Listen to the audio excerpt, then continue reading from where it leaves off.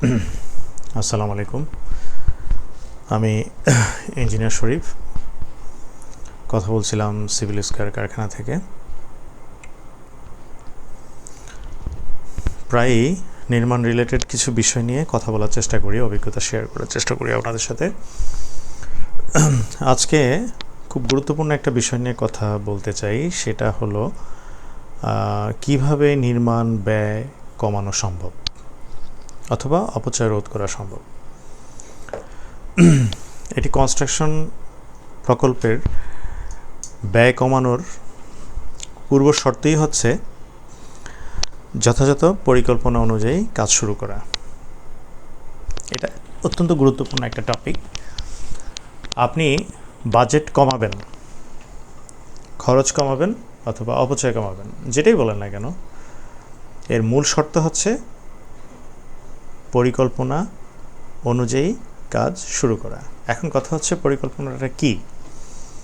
পরিকল্পনাটা হচ্ছে ওটাই যেই ধারণাগুলো বা স্টেপগুলো বা কাজগুলো আপনার নির্মাণ ব্যয় কমানো, অপচয় কমানো, রোধ করতে সহযোগিতা করে। যেমন প্রথমে আপনি একটা পরিকল্পনা করেন, আপনি কি করতে যাচ্ছেন, আপনার এই প্রজেক্টের কি কাজে ব্যবহার করবেন, এটা লংজিভিটি কেমন হবে, এটার থেকে আপনি কি সুবিধা নিতে চান, কি সার্ভিস পেতে চান, এইসব সিদ্ধান্তের উপর স্থপতি আপনার পুরো বাড়ির নকশা পরিকল্পনা তৈরি করে দেবে। এখন আপনি আসেন এই বাড়ি করার ডিজাইন, একটা বিইউকিউ বাজেট তৈরি করেন। বিইউকিউ, যেটাকে আমরা বাজেট ওভার কোয়ান্টিটি বলি।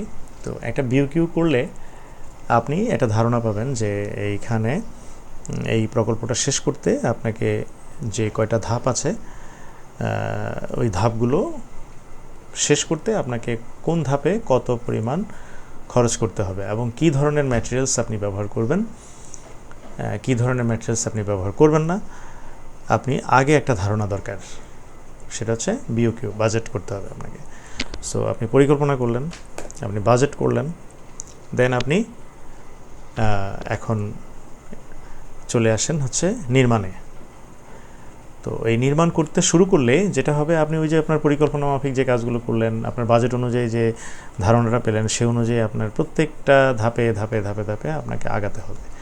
আর এখানে বলে রাখা ভালো যে নির্মাণের ক্ষেত্রে সাধারণত ব্যয় বাড়ার মূল কারণগুলোর মধ্যে কিছু কারণ হচ্ছে, যেমন ম্যাটেরিয়ালস যে আপনি সাপ্লাই চেইন থেকে নিচ্ছেন, সেটা দাম দর, তারপর আপনার অতিরিক্ত পরিমাণে নিচ্ছেন কি না, আপনার কতটুকু প্রয়োজন আছে, এখানে ওয়েস্টেজ হচ্ছে কি না, এইসব বিষয়গুলো খুব খুব খুব গুরুত্বপূর্ণ একটা ব্যাপার। এবং এমনও হয় আপনার প্রয়োজন নেই, আপনি মালামাল নিয়ে আসছেন সাইটে, আর নেসেসারি আপনি ইনভেস্ট করে রাখলেন, দেখা গেলো যে আপনার জিনিসটা নষ্ট হয়ে গেলো, আপনার কাজ হলো না, সিমেন্ট নষ্ট হতে পারে।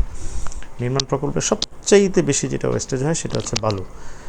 আর এই বালুর অপচয় রোধ করাটাও খুব জরুরি। এই বালুর সাথে আপনার সিমেন্ট যাচ্ছে, আপনার শ্রম যাচ্ছে, লেবার যাচ্ছে, এগুলো তো সব নষ্ট হচ্ছে। প্লাস্টারের থিকনেস বেশি হয়ে যাচ্ছে। টাইলস করার সময় খুব গুরুত্বপূর্ণ জিনিস হচ্ছে একটা ফ্লোরের ফিনিশিংয়ের জন্য একটা টাইলসে আপনার কতটুকু মশলা প্রয়োজন হয়, মর্টার প্রয়োজন হয়। 20 mm, ম্যাক্সিমাম 30, আপনি মিনিমাম কত ধরবেন? 20 ধরেন, ধরে ফ্লোর লেভেলিং করার বিষয় আছে। ফ্লোরটা লেভেল মেনটেন করে আপনাকে 20 থেকে 30-এর মধ্যে আপনাকে টাইলস মর্টারিংটা করার পরিকল্পনা থাকতে হবে এবং সেটা মনিটরিং, সুপারভিশনটা ঠিকমতো করতে হবে।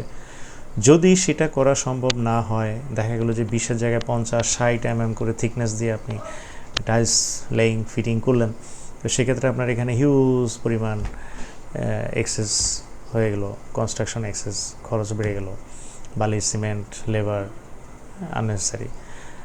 তারপর আপনার ইলেকট্রিক্যাল যেসব লেআউটগুলো হয়, আপনার আননেসেসারি এমডিবি থেকে এসডিবি, এসডিবি থেকে এসবি, এই যে রোডগুলো, চ্যানেলগুলো, আপনার প্রয়োজনীয়তা কতটুকু আছে, কতটুকু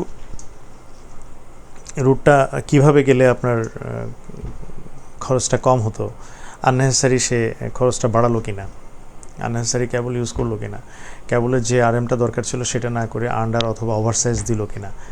হ্যাঁ, এইসব বিষয়গুলো খুব খুব জরুরি। তারপর ছোট্ট একটা জিনিস, সে স্ল্যাবের থিকনেস আপনার ডিজাইন স্পেক্ট অনুযায়ী কত, 150 mm অথবা 6 ইঞ্চি।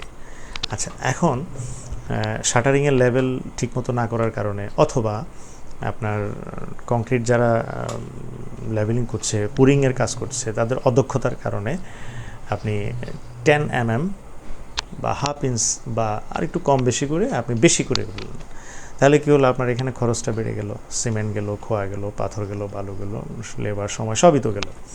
তো এরকমভাবে প্রত্যেকটা জায়গায় প্রত্যেকটা ধাপেই মনিটরিং, ক্লোজ মনিটরিং, বাজেট পরিকল্পনা অনুযায়ী যদি আপনি আগাইতে পারেন, তাহলে যেটা হবে আপনার কস্ট কন্ট্রোল করাটা সহজ হবে। আর সেটা না করতে পারলে যেটা হবে, আনলিমিটেড কস্ট হবে, আপনার নির্মাণ খরচ বাড়বে, কোয়ালিটি হ্যাম্পার হবে, বাট আলটিমেটলি কোনো লাভ হবে না। তারপর এরকম অনেকগুলো বিষয়ের মধ্যে থাকে আপনার ইটের যে কোয়ালিটি আছে, যেসব মালামালটা নিচ্ছেন, ফার্স্ট ক্লাস যদি সাইজটা ভালো হয় সেক্ষেত্রে আপনার খরচটা কম হবে, প্লাস্টারিংয়ের বা অন্যান্য যেসব ফিনিশিং খরচ। আজকাল অবশ্য এইসি ব্লক পাওয়া যায়, হলো ব্লক পাওয়া যায়, সলিড ব্রিক্স পাওয়া যায়, যেগুলো অনেকে স্ট্রেইট হয়, হালকা হয়, লাইট ওয়েটের হয়। এখন হয়তো কস্ট কন্ট্রোলের জন্য অনেকগুলো কনস্ট্রাকশন ম্যাটেরিয়ালসও এভাবে চিন্তা করে যারা এগুলো তৈরি করে। কংক্রিটের পরিবর্তে, মর্টারের পরিবর্তে টাইলসে আমরা অ্যাডিসিভ ইউজ করতে পারি। সব এরকম অনেকগুলো ম্যাটেরিয়ালসের সুবিধাদি চলে আসছে। মূল আলোচনার যে বিষয়টা সেটা হচ্ছে আপনি কস্ট কন্ট্রোল করা এবং নির্মাণ ব্যয় কমানো। আর নির্মাণ ব্যয় সাশ্রয় করার মূল জিনিসটাই হচ্ছে পরিকল্পনা মাফিক, বাজেট অনুযায়ী প্রত্যেকটা ধাপে ধাপে সুপার মনিটরিং, ক্লোজ মনিটরিং যদি করতে পারেন, তাহলেই নির্মাণ ব্যয় অন্তত আপনার 20% কমানো সম্ভব, এবং অবশ্যই সম্ভব। আর এই বিষয়গুলো যদি খেয়াল করা সম্ভব না হয়, তাহলে আপনার নির্মাণ ব্যয় কন্ট্রোল করাটা খুবই টাফ হবে, কোয়ালিটি কন্ট্রোল করাটাও খুব টাফ হবে। ভালো থাকবেন। আশা করছি যে বিষয়টা নিয়ে বোঝানোর চেষ্টা করেছি বুঝতে পারছেন। নির্মাণ রিলেটেড যে কোনো ইস্যুস নিয়ে যে কোনো প্রশ্নের জিজ্ঞাসার আনসারের জন্য সিভিল স্কয়ারকে কল করতে পারেন। আমরা সানন্দে আপনার প্রশ্নের উত্তর দিতে চাই, আপনার স্বপ্ন তৈরিতে আপনার একজন শুভাকাঙ্ক্ষী হয়ে কাজ করতে চাই। ভালো থাকবেন, সুস্থ থাকবেন। আসসালামু আলাইকুম।